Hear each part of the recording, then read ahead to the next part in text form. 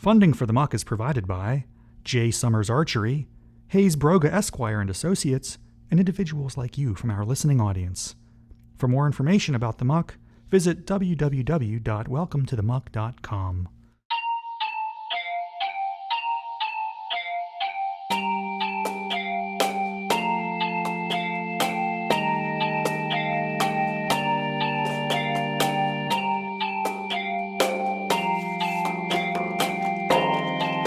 Chapter 4.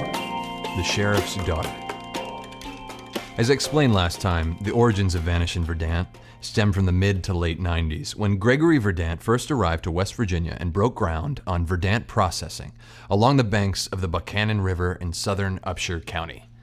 While initially heralded as a savior to the economically depressed community, things quickly went south for Verdant when just days after the facility's grand opening in the summer of '98, a chemical leak led to the acute poisoning deaths of two young girls, Natalie and Nicole Unseld. The twins had been swimming with their father, John Wesley Unseld, at a local swimming hole not far downstream from Verdant processing. Within 24 hours of exposure, all three were admitted to St. Joseph's Memorial Hospital.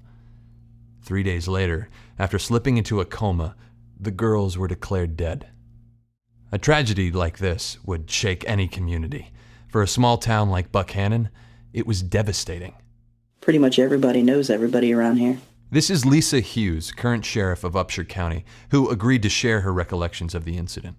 A man takes his daughters out swimming one day. The next day, they're up at St. Joe's, coughing, wheezing. A couple days later, Wes was okay, but his daughters, they're just kids, you know? He slipped into a coma, and it wasn't long after that. In fact, that may be what I remember most. The whole town felt like it was in a coma. Waiting, praying, till they heard the news. They died.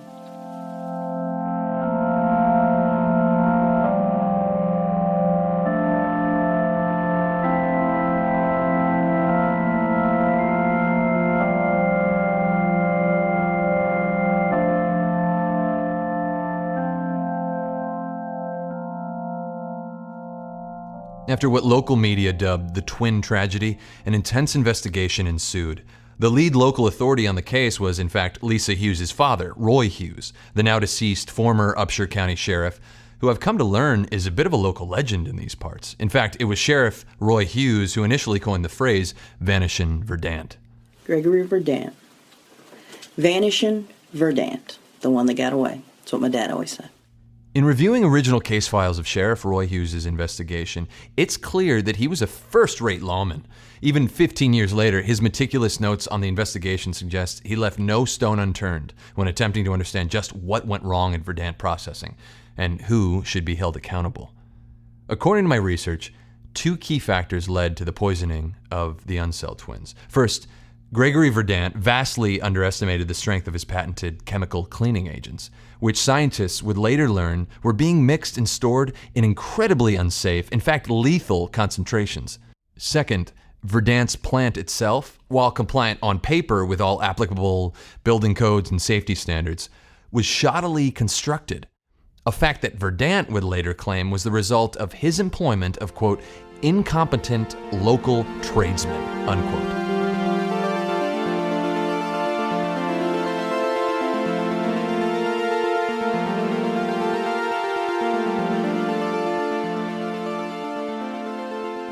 In the aftermath of the chemical spill at Verdant Processing, Gregory Verdant quickly fell out of favor with the community.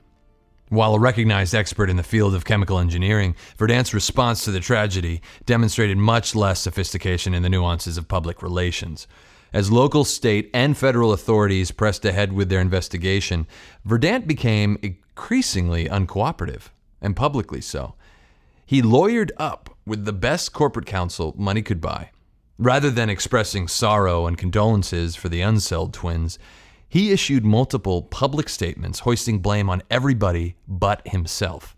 The Upshur County Commission, the local contractors who constructed his plant, the foreign manufacturers of the double-lined metal tanks used to store his lethal concoction.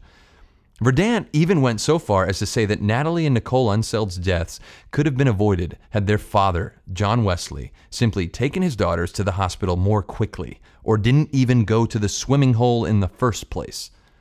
Having visited this venue personally, I can attest firsthand that the Sago swimming hole might not satisfy contemporary notions of safety. The location is remote, the waters are deep, and needless to say, there's not a CPR-certified lifeguard on hand in case of emergency. Still, in light of the tragic loss of life, the two young Unseld girls, and the unimaginable grief experienced by their father and the broader community, one wonders, regardless of his responsibility in the matter, in his callous behaviors following the twin tragedy, did Verdant himself perhaps sow the seeds of his own disappearance? I'll explore this question in my next installment, all in due time. This is Albert Edwin Carter from Buchanan, West Virginia, inviting you to join me next time on The Muck.